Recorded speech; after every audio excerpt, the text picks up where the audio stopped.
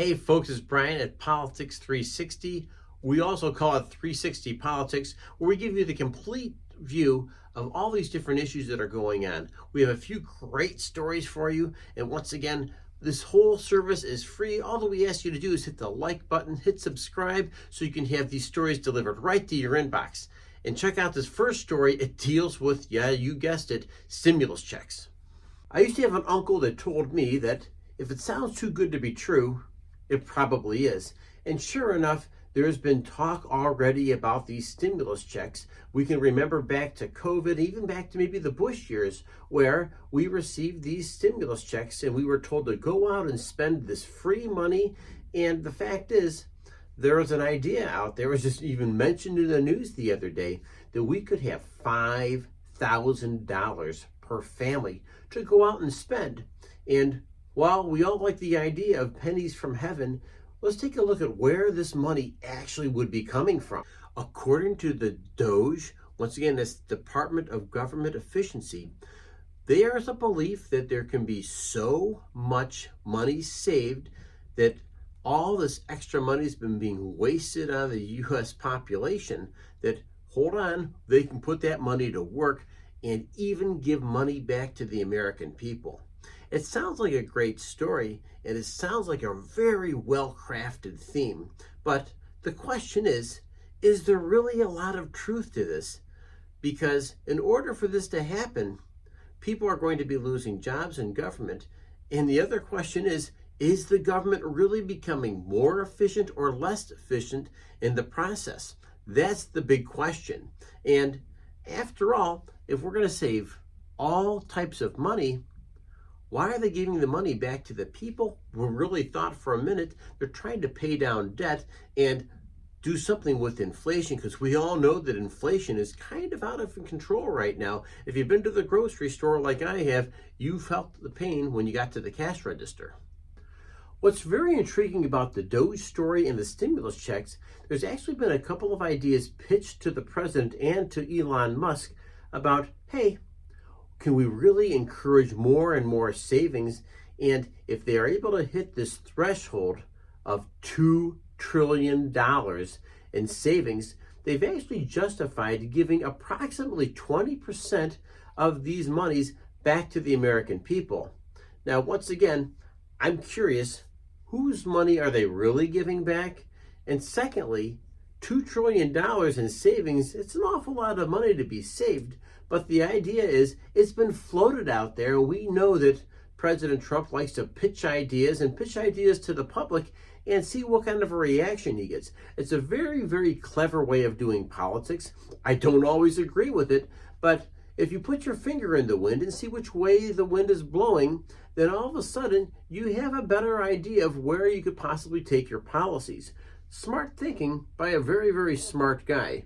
Let's check out the rest of the story, though, because I do think there's a fine print piece of the story about the $5,000 stimulus checks. Let's see what that is.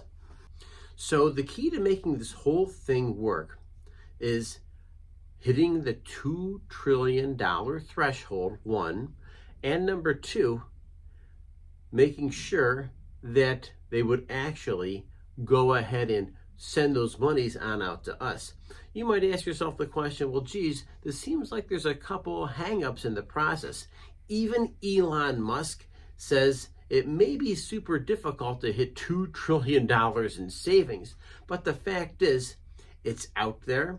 It's something for us to take into deeper consideration, and the story that I'm sharing with you really does have some additional details that's worth checking out. So pausing your YouTube channel and reading these things really is a super powerful way to get all the information.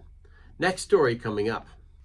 So as mentioned yesterday, Kash Patel was up for Senate confirmation hearings, and one step further, they actually confirmed Kash Patel. And Kash Patel is shifting the FBI. His idea is he's shifting the FBI from being a terrorist organization of trying to stop terror attacks to dealing more with violent crimes here and abroad. And of course, What's the root causes of those? Well, quite often we know it has a lot to do with the drug trade. So shutting down the borders, ending the fentanyl crisis, and sure enough, dealing with these violent gangs that are out there, Kash Patel has a plan, and now he has been confirmed, and now he's going to be our FBI director. And don't think for a second he doesn't have a plan when he's coming into office. He has a plan he's going to put in place, and he has the blessing of not only the U.S. Senate, but he also has the blessing of the President of the United States. And another story, the IRS is in the process of laying off about 6,000. I said 6,000 workers right here during tax season. Now, I want to ask you a question, and maybe you have a better understanding of this than I do. And if you do, please make comments below in the comments section. But if it's tax season and the U.S. government is trying to pay down debt, then maybe, just maybe, we need to collect our tax revenues. Maybe these 6,000 agents will help enforce tax codes and ensure that we're getting those funds put right into the IRS, which goes to the Department of Treasury, which hopefully goes and pays down our debts. But maybe I'm thinking this as like a middle-class person and not some person who really knows government politics, nor am I a government insider in Washington, D.C. But it's something that's worth exploring, trying to understand how these government worker layoffs, particularly at IRS, maybe it's a zero-sum game. Maybe you've gone ahead and taken care of all these people off the government payroll, which could conceivably be a big savings in of itself. But maybe think if one of those agents are responsible for pulling in an extra $2 to $3 million in tax receipts, that all of a sudden you multiply that times 6,000, maybe there's another piece of the story we're not completely getting. We're getting the upfront cost savings of not having a government employee, but maybe the part we could be conceivably missing is the fact that these people really are supposed to be enforcement agents. And I will throw the other piece of this story out to you. Is it really wise to do this? Well, according to the president, it appears to be the way to go forward, and maybe, just maybe, they found inefficiencies inside the IRS, which makes this all work out perfectly. Next story coming up. One of the things that makes the president a super interesting guy is the fact that he's really on to negotiating.